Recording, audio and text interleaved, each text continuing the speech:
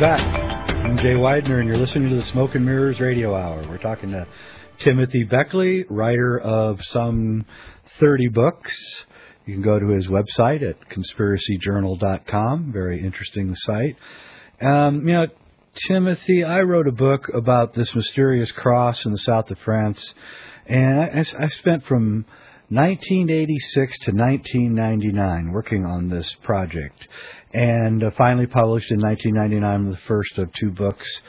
And one of the things that happened to me during this research was a really strange amount of synchronicities, sometimes of an unbelievable nature, and like a book that I really needed appearing in just sitting on an airport seat, right? For instance, while I was at the airport, a book that actually changed the research completely.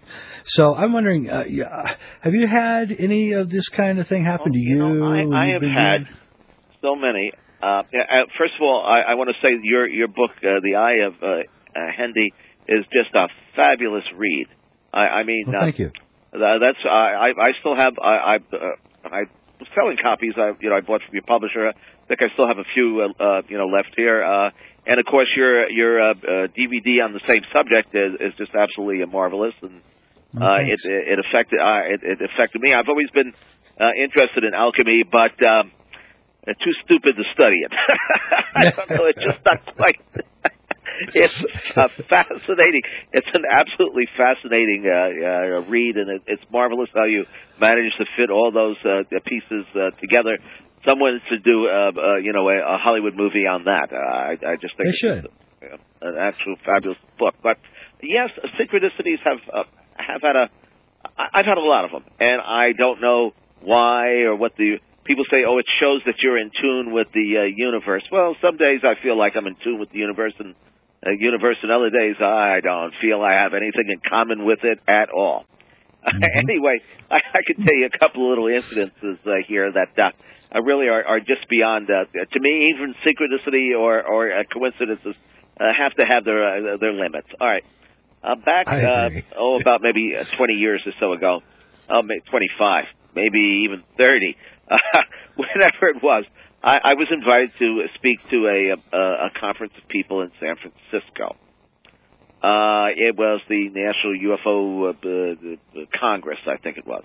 And they had a nice group. I think 300 people or 400 people showed up, And I gave my talk, and the promoter, his name was Dale Reddick, I remember. He was had been another teenage researcher. We all started out with UFO groups that were organized by teenagers back in the 60s. Now we're a bunch of old men, but in those days, we were in our late teens or early 20s, and I was no exception.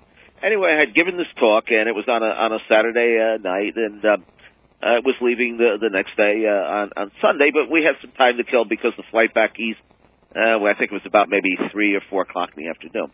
So we decided let's go out for brunch.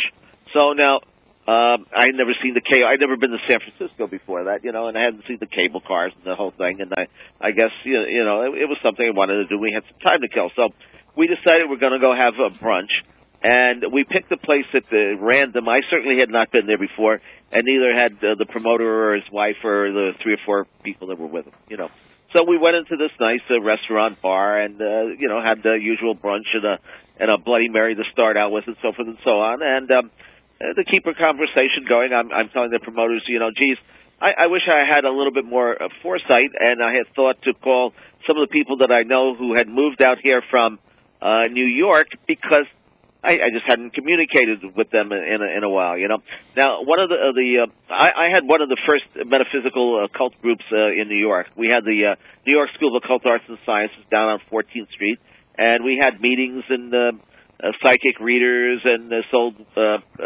metaphysical books. And in those days, this would have been the late 1960s. I don't think there was anybody else really doing that.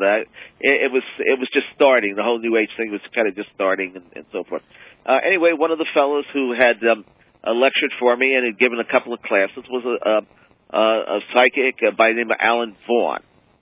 And Alan Vaughan was a very colorful person. I mean, not only was he a psychic, but he had a great sense of humor, and we always liked each other. I mean, we got along well, and I thought he always did a very good job of getting his message and his information across to people. You know, he was one of the boys, so to speak. You know, very down to earth. He never let this go to his head or anything like that. Anyway, he had moved from New York to San Francisco to become editor of a magazine called Psychic. It was a very glossy magazine and very prestigious magazine devoted to parapsychology and the paranormal. That was published from the mid-'60s, I think, maybe to the early 1970s. For a magazine, it had a long run because magazines, as a rule, don't last very long, except for Fate, which is nothing else like that. Most magazines in the paranormal end when the publisher realizes they're not going to make any money, and when they kind of lose interest and decide they got to go on to something else. Anyway, so Alan Vaughan was one of these fellows that I should have called, but of course I didn't. Anyway, we're sitting there drinking our Bloody Mary and having the lunch, brunch, and in walks this fellow with a dog on a leash, and I look at him and I say, geez, that looks an awful lot like Alan Vaughan. Now, here's a city. How many people live in San Francisco? A couple million? 1.8 million. Well, yeah. close. Okay, close enough, right? Yeah. Anyway, I said to myself, well, this can't be Alan Vaughan. I mean, why would he come in 5 minutes after I just talked about him? That's impossible, right? Okay. Yeah. So I called the fellow over. He looks at me, and I look at him, and I said, aren't you Alan Vaughan? And he said, yes, I'm Alan Vaughan. I said, well, what are you doing here? I told him I had given a lecture in town and blah, blah, blah. He said, I don't know. I was just out walking my dog, and I decided I wanted to come in and have a beer. Okay, yeah. So he sat down. Of course, I introduced him to my friends, and I said, well, this is quite a coincidence, isn't it, Alan? He said, yeah, but I've been working on a book on synchronicity, and he said, I guess I'm going to use this in the book. So I think it's case number 17 in his little paperback book, which is out of print, but you can still find it once in a while on synchronicity and coincidence.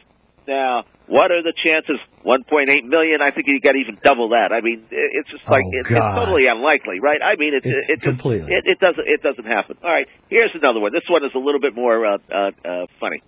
I was on the Long John show one night, and I was talking about UFOs and ghost stories